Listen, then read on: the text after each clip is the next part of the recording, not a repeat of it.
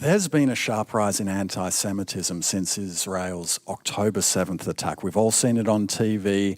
We're bombarded with these horrible images all the time. And whether it's mass protests or deadly attacks, specifically targeting Jews, or security threats against events in support of Israel, we're sadly seeing anti-Semitism run rampant. And one of the voices confronting this, shedding light on this, is the Israel Guys YouTube channel.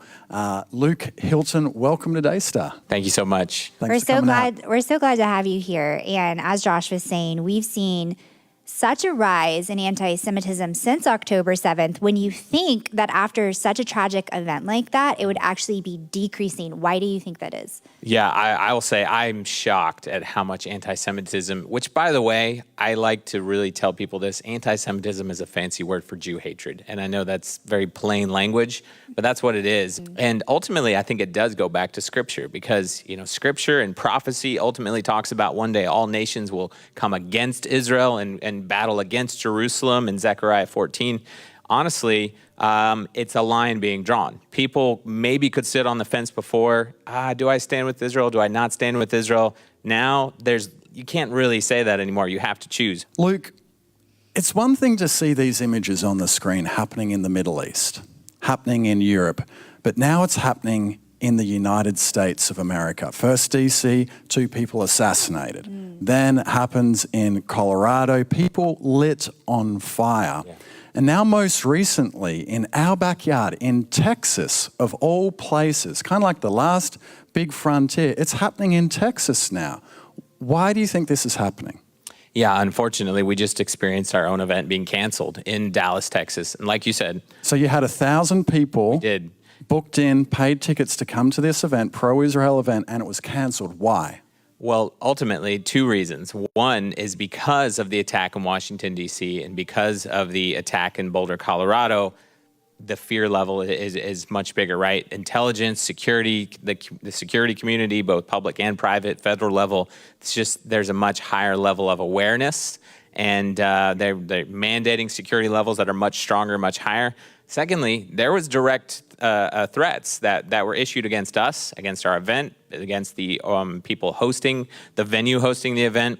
And when these threats come in the form on social media, or they're making banners through protests, or on the dark web, which actually happened in our situation, and they say things like, we need to target this event, we need to target this organization.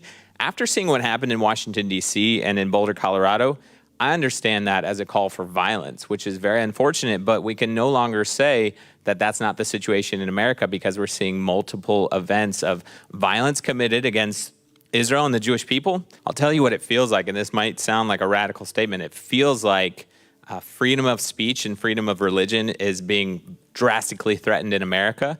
And we're starting to ask the question, can you safely gather? If you're Jewish, if you're Christian, can you safely gather publicly in the United States today in support of Israel? Even though, unfortunately, we had to temporarily postpone our event, we're determined this is, we're not giving up. No, and we've got so much support from all around the world.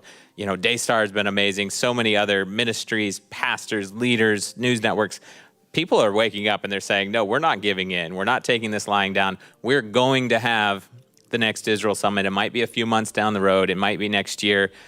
We might have to find a new venue, hire some more security, but it will happen. Absolutely. And it's important when these types of events happen that we use our voice and that we're loud to the people that matter to let them know this is not okay to happen in a country like America, where freedom of speech and freedom of religion are 2 values that we hold so dearly. So we want to thank you, Luke Hilton, for joining us today. God has empowered us to fight this spirit of hate and fear with his truth, his light, and his love. So I want you guys, our Daystar viewers, keep praying for Israel's peace, and most importantly, for the gospel to transform the Middle East. And be praying for these guys. They have a hard road ahead of them, but we need to let them know that we are behind them, supporting them.